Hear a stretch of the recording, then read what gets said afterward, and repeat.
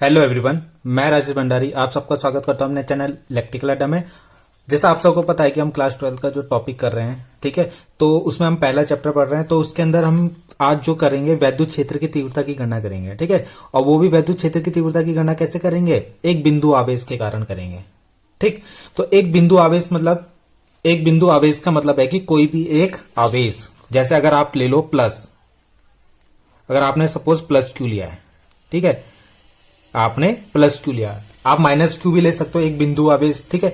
या तो plus Q ले लो, एक ही लेना है, या माइनस क्यू ले लो। अभी हम प्लस क्यू को लेकर इसको सॉल्व करेंगे, ठीक है। तो एक बिंदु आवेश था, आपने प्लस क्यू लिया है, ठीक है। सपोज ये आपने लिया है ओ पॉइंट पे, किस पे? ओ पॉइंट पे, ठीक। और इससे क्या करना है आपको? वैद्युत क्षेत्र की गणना करनी है। तो वैद्युत क्षेत्र की गणना करने के लिए आपको क्या है?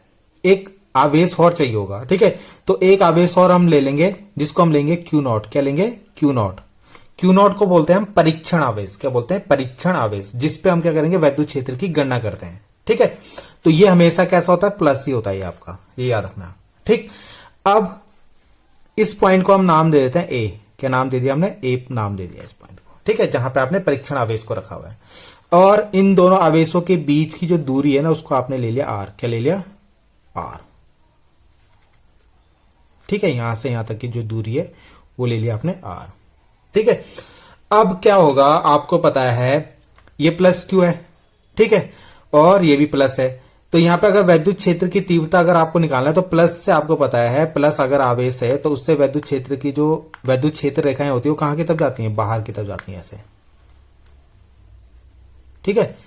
तो इसका मतलब यहां पे जो वैद्युत क्षेत्र की दिशा होगी वो कहां होगी? ई ए, या बाहर की तरफ, ठीक है। ए है तो ई ए ले लेते हैं इसे, ठीक। अब इस पॉइंट को आप नाम दे देते, इस यहां पे एक पॉइंट ले लेते हैं पी।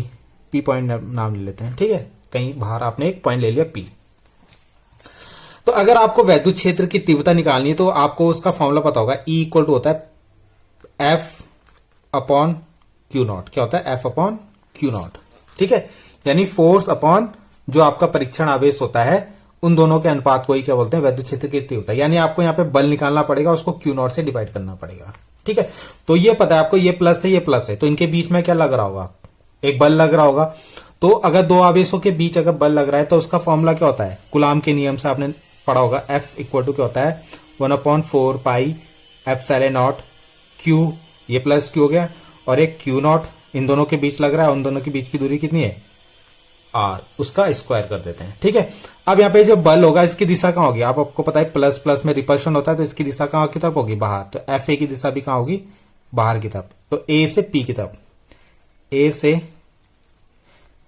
पी की तरफ होगी, ए से पी की तरफ होगी, ठीक है। ये दिशा भी आपको लिखनी जरूरी है, इससे आपके मार्क्स जो होंगे वो कट नहीं होंगे, ठीक है। उसके बाद आपको पता है आपको वैद्युत क्षेत्र की तीव्रता निकालनी है। तो वैद्युत क्षेत्र की तीव्रता निकालने के लिए आपके पास फॉर्मूला होता है एफ अपॉन क्यू नॉट, ठीक।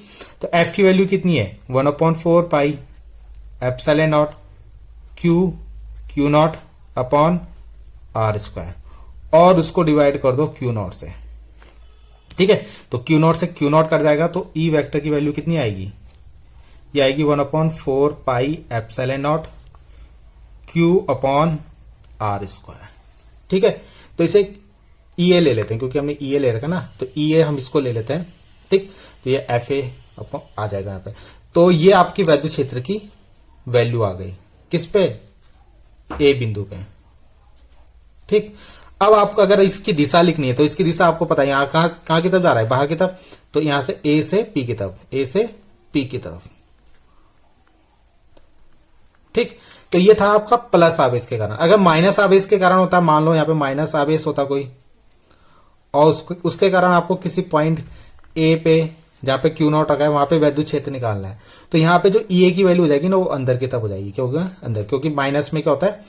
माइनस, अगर माइनस क्यू है तो उसमें वैद्युत क्षेत्र रेखाएं कहां की तरफ होती है? अंदर की तरफ, ऐसे। ये मैंने आपको पिछली वीडियो में बताया होगा आपको, ठीक है, जब हमने इसके गुण पढ़े होंगे, तो आप वहां पे जाके पढ़ सकते हो वैद्युत बल रेखाओं के गुण, ठीक है। तो बस वहां पे माइनस आवेश आ जाए। तो ये याद रखना, प्लस से बाहर की तरफ होता है वैद्युत क्षेत्र रेखाएं, और माइनस आवेश के कारण अंदर की तरफ होती है। तो आई होप आपको ये वीडियो समझ में आएगी। बहुत छोटी सी वीडियो थी, मगर इंपॉर्टेंट वीडियो है जो आती है एग्जाम में, ठीक। तो थैंक यू।